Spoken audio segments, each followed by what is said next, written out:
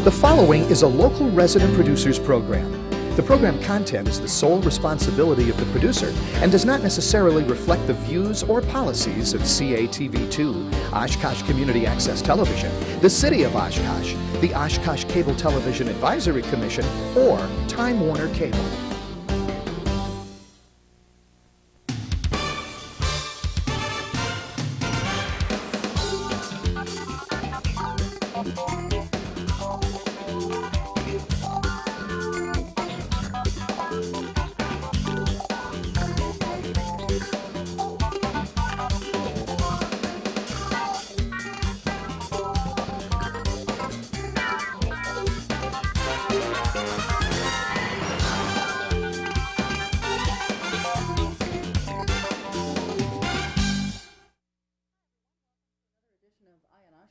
I'm Cheryl, along with former Oshkosh Mayor and City Councilwoman Melanie Bloechl. Coming up in November, there will be a number of folks running for the seat that is currently held by Representative Greg Underheim in the 54th Assembly District. We've had some of the guests on already. Joining us on this particular edition of Eye on Oshkosh is the independent candidate for the 54th Assembly District. We are very pleased to welcome Dan Carpenter to the show. Thanks very much for being here. Well, thank you both for having me tonight. We don't know a lot about you. You're a retired teacher with the Oshkosh Area School District. I have the pleasure of serving with you on the Board of Zoning Appeals for the City of Oshkosh. Other than that, I don't know a doggone thing about you. So why don't you take a few moments and share with us and the audience who Dan Carpenter is? Sure. Well, Melanie knows because she was one of my students just a few years ago. I want to talk to you after the show. I want to talk to you after the show. He's a tough teacher. He's still here. I just want you to know. And I enjoyed it all. Well, I was, of course, born and raised in Oshkosh. I married a girl from the west side, and we've lived on the south side of Oshkosh for the last 30 years. I went to Oshkosh schools, attended Oshkosh schools, and graduated from Oshkosh High School in 1966, a while ago. I then enrolled in University of Wisconsin-Oshkosh, got my bachelor's degree in 1970, and married my high school sweetheart, like I said, and we moved to a place called Pulaski. And at that time, Perry Tipler felt that everybody should just go out and teach a few years someplace else and then come back. So we spent 4 years in Pulaski, and then we came back here, and I of course, worked on my master's degree and picked up my master's degree in 1979 from UWO. And then I continued doing work at UWO and a little place in Chicago and picked up more credits that way. So we have 3 children, pretty much growing. My son turned 18 yesterday, so if this is a close election, I might have 1 vote. The slogan is at our house, you know, I will vote for food. And we have 2 grandchildren. Oh, and right. One of them is in at Smith School here, so I've got, our family's all kind of spread out here. All right, sounds like it. Well, obviously, you know, speaking of spread out, the 54th Assembly District covers pretty much the entire city of Oshkosh. There's a few slivers that, you know, I think fall into the 56th and for certain a little bit of the 53rd, but for the most part, the city of Oshkosh is the 54th Assembly District. What has prompted Dan Carpenter to throw his hat in the ring, especially during these very troubling times in the political world? Well, actually, it's the troubling times that got me into this. I think that, quite frankly, I think for the last 17 years, we haven't had a representative that I would call a representative, not the way I define the word representative, because I think of representative as a person who is an advocate for the people, somebody you can call when there's a problem, somebody that you can count on to go to bat for you. And you know, I go back to the days of the funding for the water treatment facility. Where was our representative? We missed out on some funding there. When we talked about, one thing that really got me years ago, I guess it was the Crandon mining project. Now that seems like it's a long way off here, but my parents just happened to have a trailer across the road from that, and I spent a lot of time on that property up there. And I would explain to my son how the water starts from up there and runs down to the the Wolf River, and eventually down to us here. And our representative at that time was advocating that we dump 25 million tons of toxic cyanide waste at the head of our drinking water. And when he showed up on my porch one day to say hi, we didn't have a very good conversation. And I decided years ago that maybe that's the time when I was available, I could do that. Also, there have been a lot of things lately too. The concealed weapons law, which I've disagreed with his stance on that. There's been, of course, jobs, Square D leaving. The troubles we had over at Axle Tech. The troubles we now face at Leach Company, where I think he could be a lot more involved and could have been involved, and he hasn't been there for us. I've talked to people who have said they've called him at times looking for help on healthcare issues, and they don't get any help at all. So I think we need somebody who's a good advocate for Oshkosh, and I said if I could do this someday, I'm going to do it. And I retired last fall, and I retired early, and one of the reasons was that I'd be able to run. So. I just want to follow up for a moment here. When you say that they call and they don't feel that they're getting any help at all, Dan, are they not getting return phone calls, or are they getting calls and he's just not giving them the answers that they're looking for or they're hoping for? The thing I got was not getting the answers that they were looking for. Okay. There was a healthcare issue where one of my neighbors, a friend of ours, who said her daughter had needed some help, and she called and she got not much from him. She called Cheryl Owens afterward, and she got more help from Cheryl Owens than she did from her own representative. Mm-hmm. So she was very upset at the time. And I've heard that from other people over the years that they just don't get much help. And this kind of goes into why I'm running for an independent also. I hear from people, especially people who maybe work for the school district or the city or whatever, who say we have a problem. We call our representative, and the representative will say, my party doesn't believe that way, so I really can't help you. So they have different beliefs.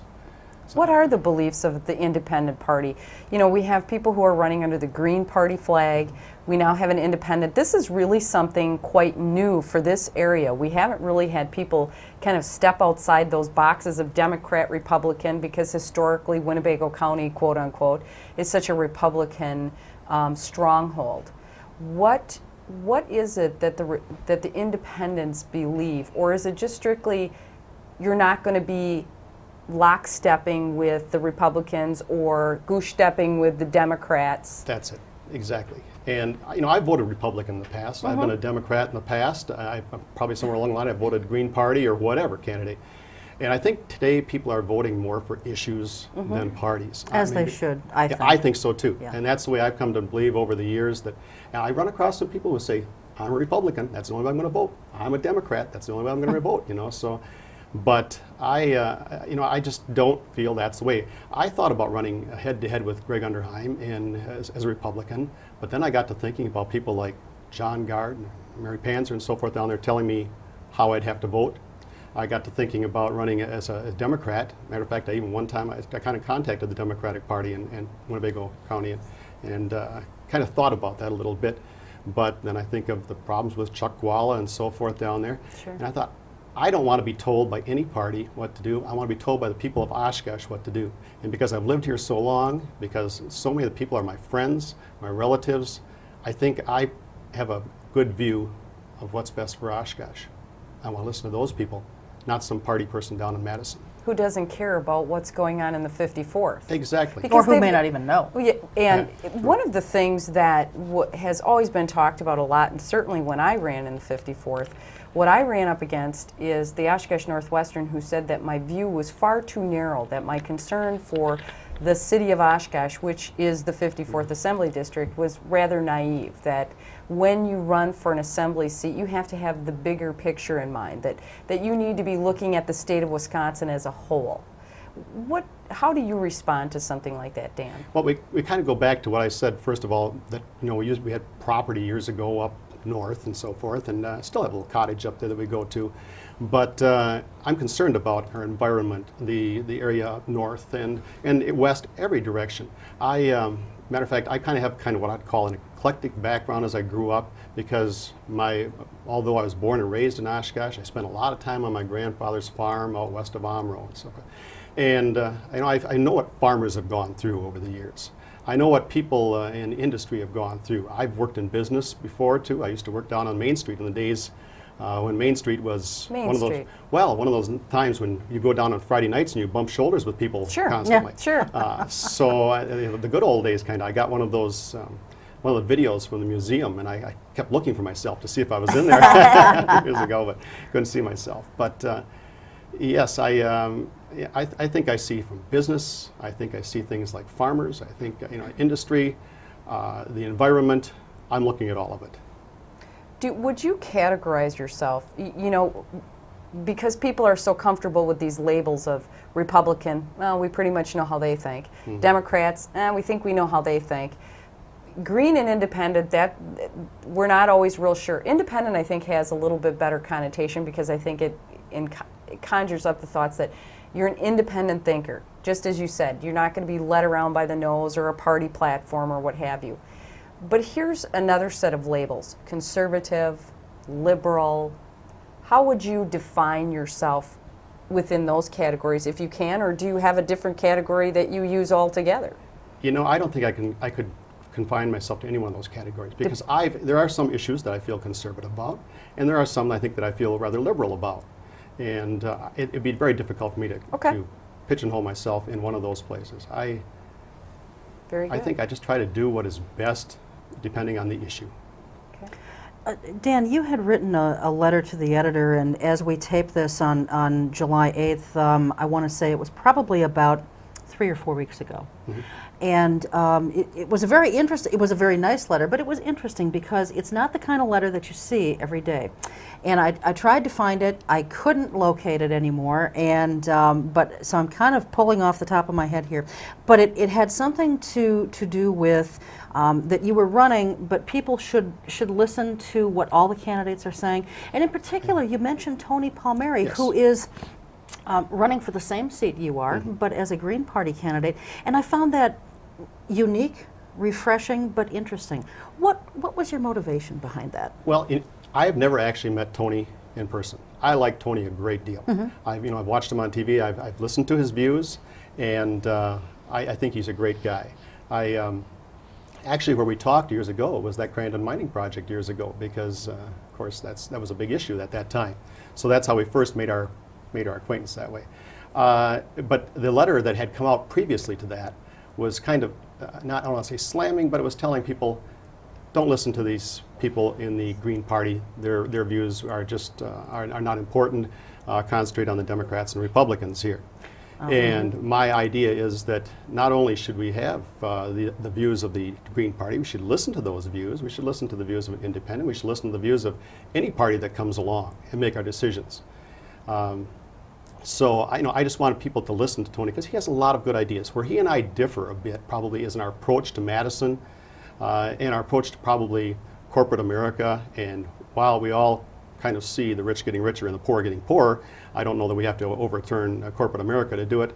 And I know Tony's mentioned a lot about getting down there and getting in the face of the governor and so forth. And I think I can, I've worked with so many people over the years, and that's kind of one thing I do well, is to go into a situation. Right now I've been, after I retired, I've been subbing as a teacher. I've subbed and taught in every school in Oshkosh except Lincoln. And I'll probably get there someday. But Careful, you may get a call tomorrow. I love the aspect that I can go into any place and meet anybody and work with them for the day and work very well and pull from, I think I could pull from both sides of the aisle. I think I could pull from what's good from the best from the Democrats, what's best from the Republicans, all the ideas, and work in the middle that way. So. Now, one of the things that, and you're right, Tony has talked about really getting in the face and rattling some cages and sabers. Do you feel as though, and I think that comes out of a sense of frustration because there's such polarized views. I mean, the Republicans are playing politics with the Democrats, and what ends up happening is people like us, nothing's happening. The real issues that need to be addressed, like our healthcare system, the jobs, the economy, the environment, things that really affect our day-to-day lives so that we can be effective citizens and well-rounded citizens, are not being addressed at all. We're getting this legislation that's worse than fluff. It's a waste of our time and money. So you can almost understand where his frustration is coming from. How do you intend, as a freshman legislator, to get in there and get the attention of people like Greg Underheim, who've become so inundated in this ridiculous muck and mire that they're very happy with the status quo? So nothing's getting done, so what? We still have our jobs, hey. I think they've given the governor so much trouble down there. If we were to choose between governors from Jim Doyle or Tommy Thompson, I would go with Jim Doyle. I think Jim Doyle has come up with a lot of good ideas. I don't agree with everything he says, but I think he needs some support on things. He has many programs like his Grow Wisconsin program. We don't even see that around here. I just don't think he's getting the support on those things. The children's programs that he's had, the education ideas and so forth. He has goals that he's set from now until he wants to complete before the decade is out. And I don't see the support that he needs. And I think I could lend that support to the issues that he has put forward, but not necessarily agree with him on everything, because I don't agree with him on everything. But You mentioned some of the initiatives. I have not heard of the Grow Wisconsin. Could you maybe elaborate for us a little bit on that? And then you also mentioned kids programs. With that, then, what are your thoughts on his Kids First initiative? well, Kids First, if I would answer that, because that's right up my alley. That's what I figured. It's a very complicated, because he put out a lot of things in there. And I agree with the facts of the health care for children. I agree with, one of the things I really agree with him strongly on is child care. We need the improved child care. It's got to be affordable for people today. When somebody goes to work and they drop their kids off at child care and they end up paying their whole salary into child care, it just doesn't work. I do disagree with him on the 4-year-old kindergarten, and there I probably will alienate some of my former colleagues. But on the 4-year-old kindergarten, I kind of disagree. I've had kindergarten kids, and I love them, but they come down to me often, at the end of the day, and they are so worn out. Those poor kids are so tired, and sometimes they just have to sleep. They're growing at such fast rates at that time that I don't know that they need quite the structure that we have, putting them into an all-day-long program where they don't, in a child care system, they can stop to take naps, they can rest, they can do various activities. If you put them in a structured program where you go to this teacher, to that program, to this, so on and forth, those kids just get worn out. We were very fortunate when when I started teaching. We had nothing. When we first started out in Pulaski, we got done with putting money in envelopes. And when we got done, there was $10. That was our entertainment money for a month. And that was one trip to Pizza Hut for a pizza. But my wife decided to stay home. Now that's not possible all the time. That's why we need the child care. But we were fortunate enough for my wife to stay home, and it's kind of ironic. My son yesterday, on his 18th birthday, the two things he wanted to do was to go to the cookie factory at Ripon and to stop at Hardee's for the playground. Well, the playground's gone now, it's razzmatazz, but he wanted to relive his childhood a little bit that he enjoyed so much with his mother and his grandmother and so forth. And I think that's a very important time. But like health care issues for the children and so forth, and like I say, the child care I agree tremendously about. Just some things that I don't think I agree 100%.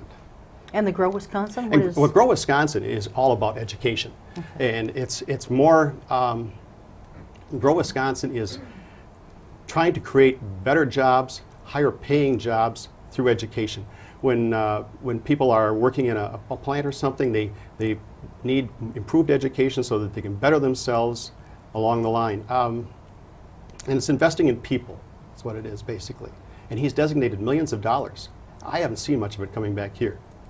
I don't know where it's all going, but I know he's designated millions of dollars for it, and I'd like to see some of that pulling here. I'd be down there knocking on his door every day and say, Governor, what have you got for us today? Because I'd like to pull some of that money into here and into education. And I've heard the other candidates talk about the University of Wisconsin-Oshkosh, my alma mater, of course, which I feel strongly about. But we've got the Fox Valley Technical College. It's just absolutely tremendous place. And of course, then talk about our K through 12 schools that do just a fantastic job too. So, with that said, Grow Wisconsin is really a very good program that we have not really fully utilized yet, and I think we need to get more of that in here in Oshkosh. Okay. Well, we touched a little bit on the Leach Company, which for anyone who isn't aware, come the end of the year, they're eliminating nearly 200 jobs. And moving to Canada, this is the same old story that we keep hearing. Factories closing up, moving to another country. We've lost a tremendous amount of manufacturing jobs in this community alone in recent years.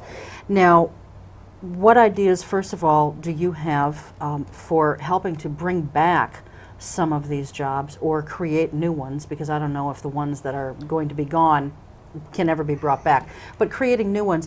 And along with that, what do you feel the role of a state assembly person should be in these kinds of negotiations, affairs, whatever word you want to attach to it, what should the role of government be? Well, you know, like we've talked before too, this city is my relatives, my friends, my neighbors. I know, it seems like I know just about everybody around here. This afternoon I was out, or this morning I was out cutting down some trees that are growing up along the lot line, and one kind of caught me by the head a little bit here, but I was worried for a while at being on tonight. But my neighbor came over and I said, Jim, you know, you're off today? He said, I'm off all week. I said, oh, that's right, you're at Leach.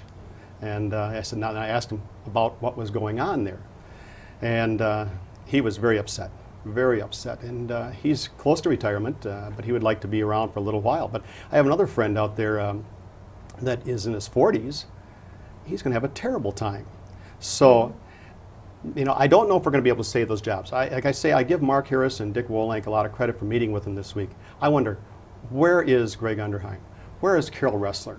Where's Carol Owens? Where's our governor? And are they calling him in on this? If it were me, what I would do is get together with Dick Wolank and Mark Harris and say, I want to be in on that. I want Carol Owens to be in on that, or whoever's from the 53rd District. I would like to have a representative from the governor there. I think we'd get the governor on a conference call, if nothing else, if we can't get him in there. And we've got to find out how we can keep these jobs here. Now, a lot of people say, well, the decision's made. It's a business decision. The jobs are gone. If that's the case, we have to start retraining people for other jobs. We have to get them retrained. And you know, sometimes if you pick up the Sunday paper and you start looking through the jobs and so forth, there are some jobs out there. I mean, there are jobs, you hear these ads on the radio and so forth, and but we don't always have the training. You know, when I retired last fall, I kind of went through a little withdrawal from teaching a little bit, and I made the decision to go on my birthday. It was my birthday, it was payday, and it was a full moon. I know that. So it seemed like the right time to go in. So the next week I charged into all the things I've put off for the last 34 years, and so I tried to do everything in 1 week and try to catch up, and finally I got to Thursday night, and I went to sleep, and about 2 o'clock on Friday morning, I woke up and I woke my wife up and I said, oh my heavens, what did I do? And I said, I can't go back tomorrow. Uh-oh. So then I thought, what am I going to do? I couldn't substitute teach at that time because you have to take a month off. So by 6 o'clock in the morning, I had a couple of loads of laundry done, I had the paper, and I was looking through the help wanted ads. But, you know, there wasn't an awful lot that I was qualified to do. There are jobs there, but we have to train people for those jobs. So I really wanted the job of handing out the carts at Walmart, but too many other retirees have told me they want that. So Everyone wants to wear the smiley badge, apparently. One of the things that you're probably going to hear a lot about is being an ex-teacher, being a retired teacher, going to the state, the 2/3 funding for schools, and the QEO. Where do you stand on QEO, and how do you feel about that as it stands right now? Well, if you'd asked me a year ago, I would have said 3 cheers for the QEO. People don't understand the QEO quite like we do as being teachers. As a veteran teacher who was up on the salary schedule after having, you know, master's plus 30 and 20, well, I had more than 26 years of experience, 30 years of experience, I was at the top. So what we were concerned about is benefits. Veteran teachers want to keep those benefits. And the way the QEO works, and the taxpayers don't always understand this, is that when the QEO is imposed, that contract gets locked in.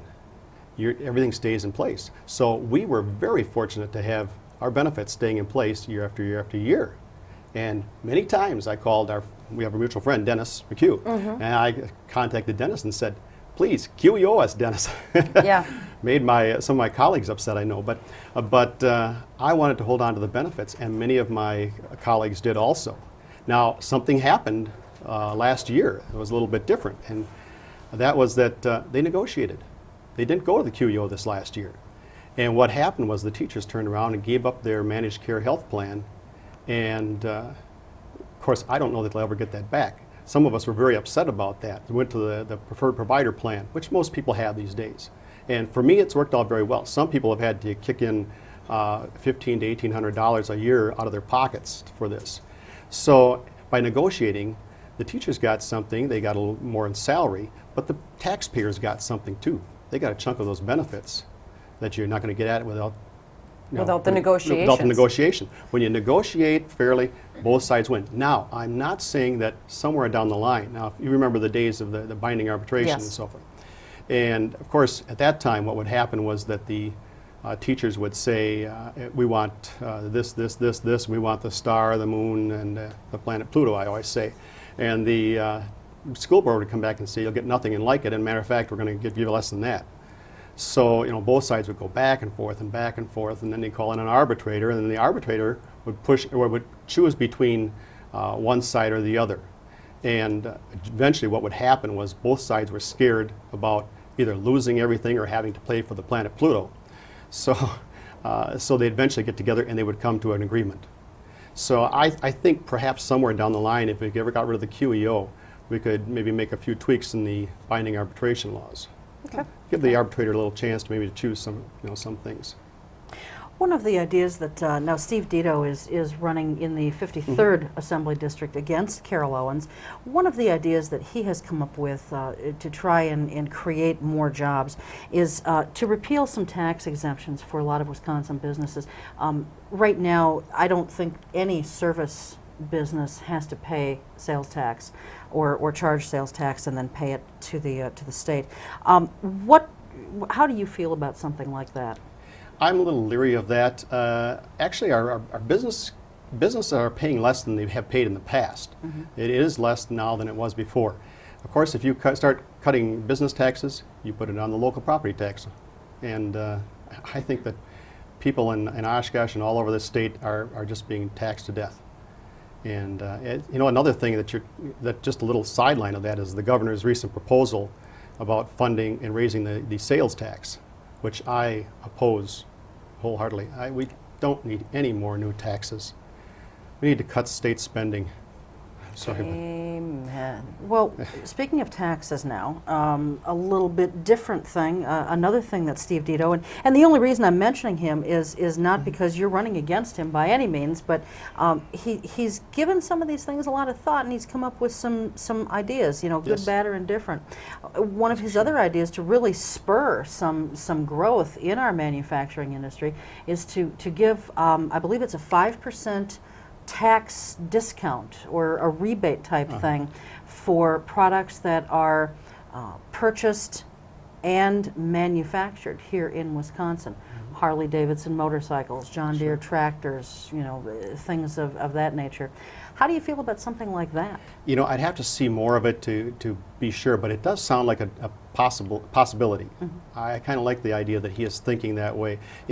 That's what a representative has to do, is think outside the box and come up with new ideas and listen to others that have that. And I think that's a good idea, perhaps.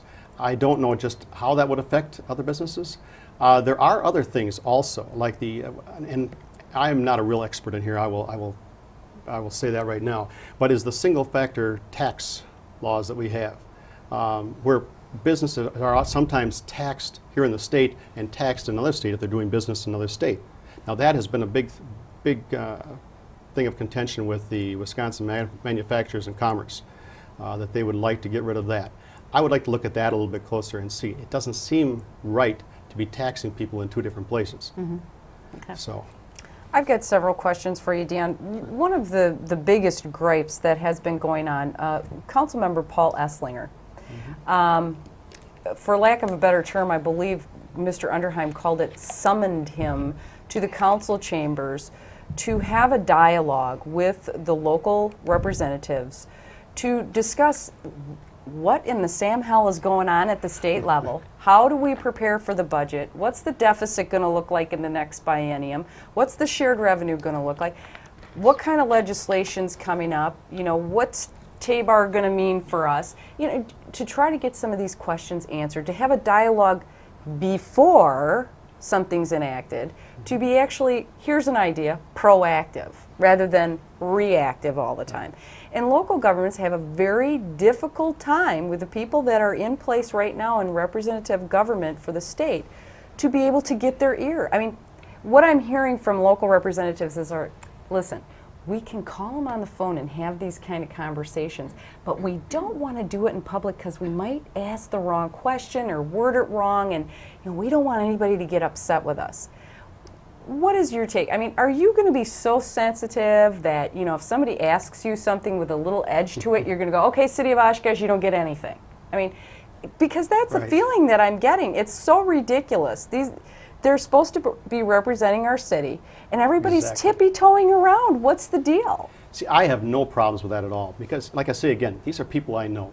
What I would propose is this, is that I think 1 month, the representative from the 54th and the 53rd, or maybe want to even trade off, or 56th even maybe, trade off and go to the Board of Education meeting. Next month, go to the county board meeting. Next month, go to the city council meeting. Next month, go to another. Every month. You don't want to constantly bombard them. I'm sure they don't have the time, but at least check in with them quarterly. Be at one of their meetings. There's nothing wrong with that. I see nothing. That's no problem at all. Well, and do you not? One of the things that always irritated me was when Governor McCallum, at the time, came out and said local legislators are a bunch of spend crazy idiots, and all of the responsibility of the problems that we are presently having falls directly at the local level. Obviously, that's set with me like a porcupine in the wrong location. So my concern there is that they really truly believed that it was an adversarial relationship from the state to the locals. And the communication and transition and sharing of information totally broke down. What my concern is that how do you rebuild that? How do you, is it through these quarterly meetings? Is it, open dialogue? Is it you learning about how the city budget is put together? What are we spending our money on? Where are the unfunded mandates? Those kinds of things. Well, you've asked a question that's going to take another couple hours to answer. Yes. But this is something that really makes me upset because, of course, Scott McCallum said that local government is the big spenders. And now, you look lately what's happened. We've closed the Pollock pool. We blame the city. We just recently eliminated a teacher from Washington School. We blamed the school board. Then we had the problem with the kids being able to play soccer on the grass at County Park. We were going to charge them. It was the fault of the county board. Who would believe that all three of these bodies are the problem? No. The problem is I'm paying the taxes, you're paying the taxes. I'm not paying less than I did before. It's going down to Madison. Now, where is it going? Well, and you know this and I know this, and you can get on the internet and you can check. Okay, and one way I did this was I looked up a representative. And I said, okay, who gave to that representative? Let's see. Okay. Well, this person's occupation, that person, yeah, okay. And I started noticing the same occupation coming over and over. Then I went to the candidate, and I said, the representative, and I said, now, what bills did this person come up with? And I'll tell you right out, one of them was the category I picked. It was just one category, chiropractors. Don't want to pick on chiropractors? Fine bill, I'm sure, and everything. But they'd given $2,000 to $3,000 to the representative, and the representative all of a sudden comes out with Assembly Bill, I think it's 356, deals with chiropractors, takes care of them. They can do this, this, this, and this. And then you go one step further and you look at the economic impact. And I could see $155,000 a year to start with. Now they would get some in, they think, with fines and so forth from running this, but they'd have to create 2 more state positions. Now, $155,000. We could have kept that teacher at Washington School. We could have kept Pollock Pool open, and we could have, keep the kids playing on the grass at County Park for that $155,000 a year. Let's take care of all of these people. Let's take care of the kids being able to play. Let's open Pollock Pool back up again. Let's get the teachers in the classroom so the kids. Let's not be spending it on special interest groups because that's and there's where you get into the Tabor thing too.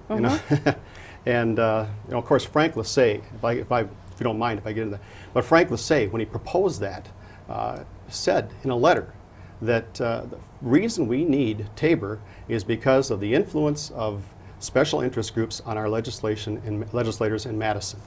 They have such profound. So why are we being punished at the local level for the sins that are happening down in Madison? Right. And I think that's where we have to go. We have to get back at these special interest groups. We have to stop this creating more government, more spending in Madison to take care of the guys putting the money in the pockets. And So are you advocating then campaign finance reform? Because obviously that's where that's all going to, yeah, campaign finance reform isn't going to stop or start down in Madison. Those guys have got all their pockets full already, so it's not going to start down there. And you know, too, how Yes. that money shifts around. When you yeah, ran if against... you give it to this one, he can then give it to that one, and he Right. can pay for the advertising for this one because he's going to endorse, oh my And God. after you ran against Mr. Underheim in the past, the Northwestern had written an article that said, of course, after that, he shifted some of his money back to the party, who shifts it to other funds and Sure. so forth, people that need it more, and that money moves around. Speaking of special interest groups, what is your feeling on taking PAC money? I'm not taking any money, and I would never take any money. Oshkosh, this area of the 54th District is so small. It's smaller than running for the school board. It's smaller than running for the county board. I mean, well, I shouldn't say county board because you're running in a district, but it's smaller than the school board or the city council, really, because the city council even goes out a little bit further, I think, than this. So I don't see why you have to spend tens of thousands of dollars to run in this district. Do you think that this should be a full-time job? Do you think it I know constitutes Tony a full-time has, job? Tony Palmieri has suggested it be a part-time job. I don't know just what his feelings on how they would do that. I'd like to hear more about how he would suggest that, because I don't know how you could do that and be on call all the time, because I expect a representative to be on call. That's what the way I feel. Okay. So.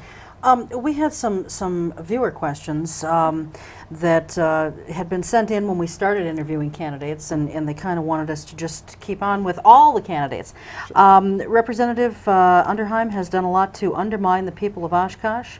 How do you plan to turn things around? Well, as I mentioned before, I think we have to kind of undo some of the things that he has done. I think like some of the spending cuts, the shared revenues and so forth that have to be restored. Keeping that money coming back to the local government is the best way to do it.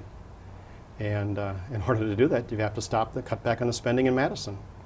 So I think once you get that coming back here, and a thing, and this kind of ties in with Tabor again too, is the fees. Everybody's getting sick and tired, at least I am, of paying fees. Every time we turn around, it's another fee. Great. So whether it's kids going to school, whether it's to drop off our grass, or whatever it happens to be. Exactly. Another thing I think I'd want to do is eliminate those orange stickers. Aren't they awful? You can't get them I'll off get your my say in windshield. here, I guess, what orange that's sticker? the city. That's the but city when you drop off your. Oh, see, I don't do that. Yeah, well, Well, maybe I could No, do I'm some. not dumping it anywhere else either. I'm writing that down No, and I have your just- address. I just don't But, have anything to drop off, so, But I think the money has to start coming back to local government. This is where it's spent. I can see the guy out in the street patching the holes in my street. I know where the money's going. When it goes down to Madison, we don't see it coming back that much. So The abyss is what we the affectionately abyss, call the it. abyss, right? Yes. Exactly. Well, another man has written in, and you kind of touched on this a little bit earlier with the concealed weapons law, but this gentleman wants to know your position on the Second Amendment, which of course is the right to keep and bear arms. He's asking your position on that and also your position on the concealed carry. I'm a hunter. I grew up with guns. I can't remember a time in my life when I didn't have a gun. By the time I was 6 years old anyway, I had a BB gun or something. By the time I was 10 or so, I was shooting rifles and shotguns. And by the time I was a month after my 12th birthday, I was out hunting already, deer hunting. I grew up with my dad. It's by his side. I'm a very strong proponent of the Second Amendment. Excuse me. I believe in that it should stay the way it is. However, when we hunted, there were safety rules, and safety was always stressed. I cannot believe how you can have a person take a class and check them out a little bit, and they can carry a loaded weapon. Well, for our policemen, look what we do, how much training goes into being a policeman. And then even, I'm sure any policeman would tell you, like a teacher or anybody else, the first day on the job, that's when you start really learning. So I can't believe that we can teach people to be safe. Safety is something when I was walking along with my dad in the woods that he would constantly be at me for. If you'd shoot a gun, is the safe on right away before you do anything else? Now, this law is what I've kind of called the Dumb and Dumber law. Because Because first of all, I just don't like the idea of people carrying loaded weapons and walking around our community. We joked one night, I was talking to my wife, and I said, we could eliminate our police force and our sheriff's department, and we could eliminate Time Warner Cable because we could watch all the violence in the streets. We wouldn't have to watch it on TV. Yeah, so, exactly. So I think it's a bad idea. Let's leave the law enforcement up to our police officers. And can you imagine the problems that they run up against? Now, I've said that the dumber part of this law was when Mr. Underheim proposed an amendment that would make 14 or 15 exceptions where you can't take that gun. Hospitals and that kind of thing. Hospitals, Yes. bars, schools, et cetera, et cetera. So you go out for a night on the town, and of course you pack your 44 Magnums, and you put them in that holster, and away you go. And you want to go to Jefferson Rugby or wherever it might be, and you say, gee, what do I do with that gun? Well, we'll just leave them in the car. So here are all these loaded guns sitting around. You just can't take them in there. And I just think that is just leaving too many loaded weapons, dangerous out there. The other thing that kind of bothers me, because I'm always thinking about kids, is that the mom that comes home has the gun in her purse, and she's tired, she starts making supper. The little 3 or 4-year-old wants to see what mommy has in her purse, lipstick or whatever. And we've all been there. Yeah. You hear about these kind of things, horrible things happening, and I think the possibility of accidents is just horrendous. I'm a strong believer in the Second Amendment, but let's keep it within reason. In its proper place. Safe. Yeah. Yes. And how many times, luckily in Oshkosh and certainly in the state of Wisconsin, we've been pretty fortunate to have a pretty safe and secure lifestyle. Yes. But I mean, there have been things that have happened, things going on in your neighborhood that, if I had a gun and it was loaded and somebody startled me or, something was happening in the neighborhood, your first response would be, rather than maybe calling the police or doing some of the other things that you would not do if that was, if you didn't have this concealed thing. I guess I just didn't understand what the whole point of this was. And it wasn't supported by the police department or the sheriff's department or anybody else. And I talked to some of the policemen about this ahead of time too, and it just bothered them, walking up to cars. And we all know policemen, like I say, they're friends and relatives and so forth. And I can't imagine putting them in that position. Absolutely. Where they have to walk up the car wondering if there's going to be a gun there. Years ago, I lived in Houston, which was a hell of a lot different from Oshkosh, Wisconsin. I'm here to tell you. Sure. But there for a time, along the freeway system, the sheriff's department, state troopers, they simply would not stop people. Didn't matter what you were driving down the highway doing, whether you were excessively speeding, whatever the case may be, unless it was really, really serious. They would not stop because they were afraid of getting shot. I mean, you would literally see the gun racks in the back of the pickups and guns hanging in them. And they simply, because a few officers had been shot, and they just simply would not stop vehicles. Sure. And we all hear of this incident where somebody was attacked someplace, and only if they had a gun. We hear about these things, but I think it's in the days of cell phones where you can call, or so many people carry those things. Yeah. That I think that we aren't at that point. I don't think here that we need that yet anyway. I agree. One of the things that has certainly been extremely controversial here in the city of Oshkosh for the last year has been this smoking ban thing. And what the restaurant owners here in town had put on the referendum, this last ballot, was would maybe the city should not have something unless it was passed at a state or federal level. And I guess, would Dan Carpenter support a statewide smoking ban in public places? There are 5 states now. In fact, just earlier this week, Massachusetts became the 5th state that passed a ban statewide on smoking in public places, including taverns. So where do you weigh in on that? Well, the whole country of Ireland has done it. And holy cow! I yes, can't believe it. Can you believe Ireland? Well, you weren't going there anytime soon anyway, were you? Sure and Bigora. I thought that from the very beginning. Now, I can't remember if you had Phil Levine on here. Yes, multiple times we had him on. He brought that point up, that he would have liked to have seen it be a state issue. And I think that's where both sides should have gotten together from the beginning and said, let's go to our representative and have something statewide so that nobody is penalized with this bill. And I think that I think it's going to happen eventually anyway. You know, it's like you say, Wausau, Madison has had it. Madison is talking about making a state issue. I think it's going to happen. And how it happens, I think it's going to have to be done better than it has been here. Well, sure. The language in our proposal here has not been especially good. We read the article, was it today in the paper today, that it's almost unenforceable. So I think it should be done at the state level, and I think it should be done in language that is clear to everybody and it's fair to everybody, and so nobody is singled out. So. Of course, the Breathe Free Oshkosh people, when they were on, because we had them on, I guess a couple of times. We tried to have them on more times, but they don't care for us because of our position on this issue. So be it. I find that hard to believe. We're actually very charming. That's their loss. But, you know, their position was, and basically it was a cop-out, that, you know, the lobby is too strong in Madison, the tobacco lobby is too strong. And that may very well be true, but I can't believe it's just strong in Wisconsin. I'm sure it's strong in other states as well. And if 5 states out of 50 have already passed this legislation, you know, I think you're right. I think it is coming. I think it's inevitable. And I really think we went about that the wrong way and created a lot of animosity that we could have avoided.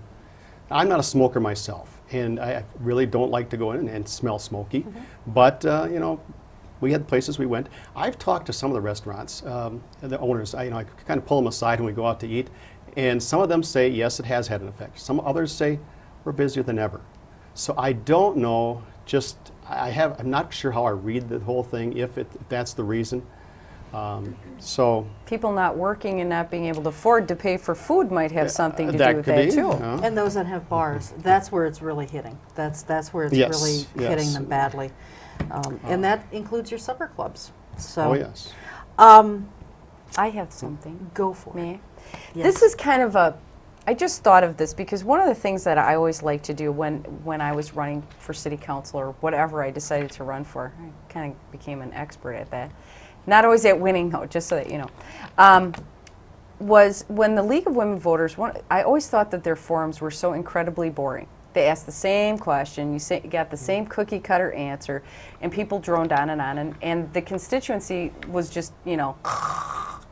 So one of the things that I asked them to do was, could we have an opportunity that when all the candidates are together, we can ask each other questions? Oh, yes.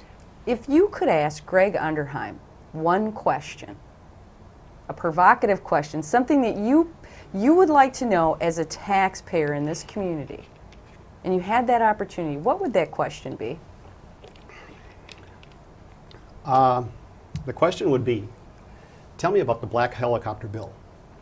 Black helicopter Black bill. helicopter bill. Now you ladies are really concerned about civil rights. Correct. About your rights. We just talked about it, about the smoking and the rights and so forth. Black helicopter bill kind of came in very quietly a couple of years ago after 9/11. And what it basically says, it's the mandatory vaccination bill that Mr. Underheim authored. And it says that if somewhere, Tommy Thompson, whoever, as a matter of fact, I don't know if you've seen Tommy Thompson's war room out there. He has a war room that he has built with big screen TVs all the way around it. And he can walk around. That part is good, I think. He can walk around and he can look and see where problems crop up around the United States. And then he walks to one screen and he says, now show me the center of the universe. And it says Elroy, Wisconsin. And but At least it's still in Wisconsin. yes, right. But so he sent out word that we need a mandatory vaccination bill. That if he decides, or if it's decided by the governor or whoever it might be decided by, one of our politicians, that something has broken out. And this is understandable, you know, if smallpox or something would be introduced here, that they can order a mandatory vaccination of all the people in the country if they want to.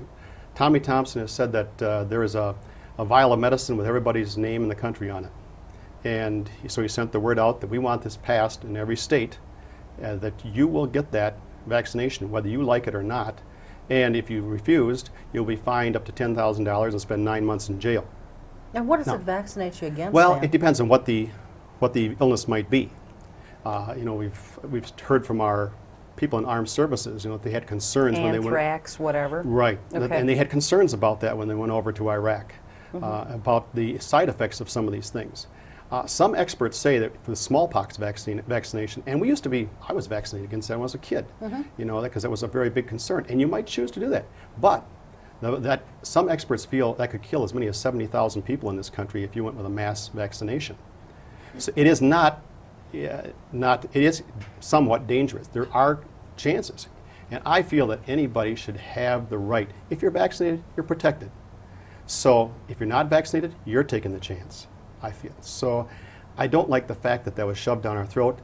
And the How much did that cost us? Was there any price tag associated with this bill? Don't believe that was at the time. There will Well, be. if you're going to if you create could. vaccination, if you're going Right. to create vaccine for every person in the country, that's going to carry a And- whopping and price Mr. tag. I Underhind- don't know how they can even do that. Well, they have to couldn't prepare, keep- and there's nothing wrong They with couldn't that. keep smallpox vaccine around. Right. Well, I think they're gearing up since 9/11, and they should. We should be prepared. No argument with that. But I think people should have a choice if they want to take their chances or not. We've had those all our lives, but I get real antsy when I lived through times when Alexander Haig stood in the White House and said, "Don't worry, I'm in charge," and the sweat was running down his face and so forth, and that gets me kind of worried. And Richard Nixon said, "I am not a crook." I am not a crook, and so forth. And yes, and I have this terrible nightmare about Tommy Thompson and George Bush sitting there in his war room, and George Bush starts choking on a pretzel, and Tommy Thompson says, "Vaccinate everybody." It's a salt epidemic. I worry about those kind of things. I think we ought to have the right. I think it should have been out in the open. The way it happened, as I understand it from reading the reports, was that it was put in committee. It came out of committee like on a Tuesday night. That Mr. Underhind met with a few people that were undertakers, because there are laws that pertain to if somebody dies, the body will be taken, and so forth. Things like that, doctors and so forth. But he said something to the effect that those that believe in black helicopters, which of course people think that the government is out to get the them. conspiracy The theory? conspiracy theory. Ah, I got it. So you sit over there, he said. So it became known as the black helicopter law. And Very interesting. I was not even aware of that. Oh, Okay, that's awesome. Interesting. We're down to probably about 6 or 7 minutes. right. What kinds of things would you like to tackle, other than some of the things that we've talked about? If you're elected and sent down to Madison, what kinds of things do you want to tackle down there? Well, there are so many issues, just a tremendous number of issues. Healthcare. I don't know if you remember Al Jacobs or not, who was a math teacher at North High School. And Al is now the head of the WEA Insurance Trust for the teachers. And I got a chance to talk to Al briefly here a couple of months ago. And the things he said downright scared me, because he feels within the next 5 years or so that the system is going to go broke. We're just not going to be able to do it. He said we have doctors like we've never had before. We have the facilities like we've never had before. We have the abilities to just take care of so many things that we couldn't before, except that the people that need it most can't afford it. And I noticed this a couple of years ago, and I cut my finger one day, and I wrapped it up and went to the hospital emergency room. And as I sat there and I looked around the emergency room, and I could tell that the people were there, and they were, I don't want to say the less fortunate people, but they had stayed so long away from the doctor. They would wait until things got so bad, and they brought children who were crying. They were so sick that they had taken care of it, had good child health care. Preventative medicine. That would have done a world of good. We've got to look at health care, and we've got to face it. When I talked to Al, I mentioned about our representative. He said, I talked to Mr. Underhind, he said, and he won't listen. He just will not move on these things, even though he's on that committee for health care. Well, that's precisely why he won't move. If you look at his donation list and who's giving him money, you'll see that it's some of the biggest insurance companies in the state of Wisconsin. Exactly. Giving him the biggest bucks. I will give him credit on one thing. I think the county board size, that issue came up, and I think, how many members do we have in the 39? 38? Okay. I think that's large. I've sat on councils of 18 and so forth, and that's a lot of people to deal with. It's nice to have the representation, but many of those seats are going unchallenged. Somebody mentioned to me as I was discussing that, couldn't they ever consider that with assembly districts? Consolidating some of them, because so many of the assembly races go unchallenged. And maybe that's an idea that should come I bet you forward. he won't float Well- that one. No, I doubt it.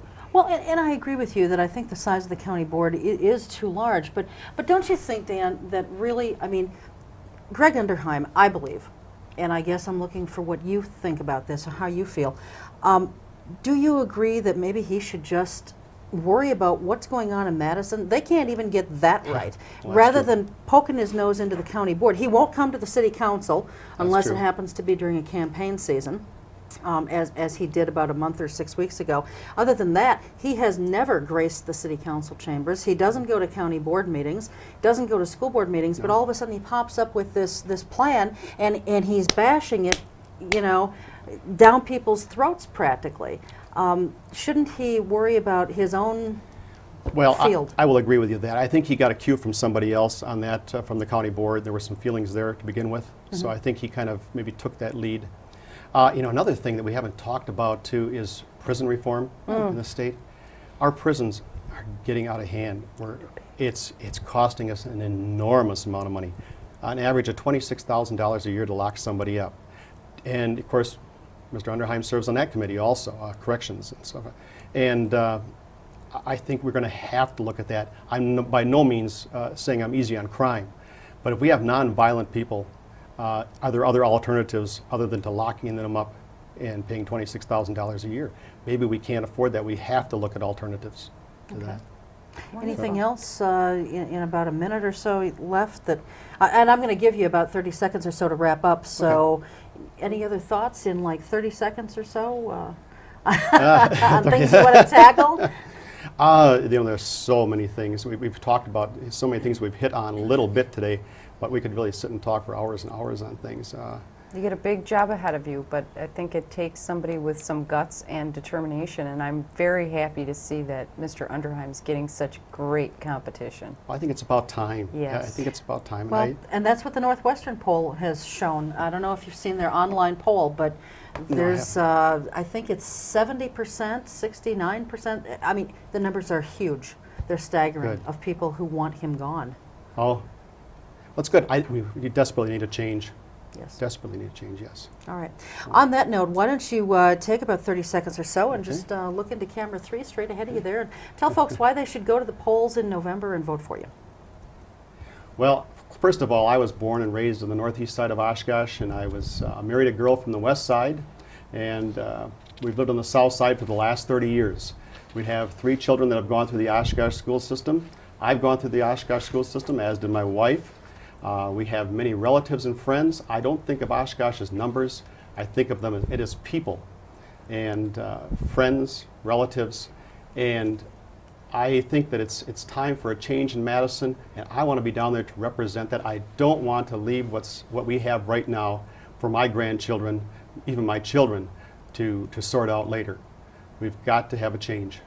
All right, great. Thank you very much. Thank you for having me. And thank you folks for joining us. As always, we want to say welcome back to Joseph Sontag, our audio man. He has been out on sick leave for a number of months, and we are so pleased to have him back. Thanks again for joining us. Dan, thank you for being here. Thank you very much. For Melanie Bloechl, I'm Cheryl Hentz. We'll see you next time. Until then, keep your eye on us. We've got our eye on Oshkosh. Take care.